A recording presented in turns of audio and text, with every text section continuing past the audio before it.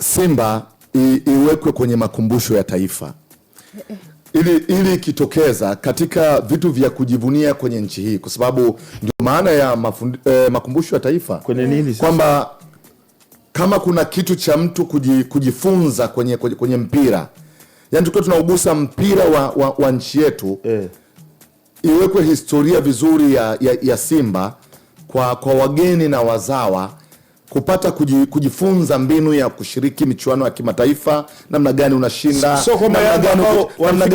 namna gani ukitangulia goli mbili unaweza ukasawazisha, namna gani ya upigaji wa matuta kuweza kuvuka kuelekea hatua inayofuata. Yani Simba ni lidude kubwa ambalo kama likichukuliwa na kuwekwa makumbusho ya taifa, tutasaidia vizazi vyetu. Mpaka sasa hivi ashani bora. Wasafi Soap, sabuni ya mche kwa matumizi ya usafi wa aina zote. Wasafi Soap, usafi kama wote. Sasa inapatikana Tanzania nzima.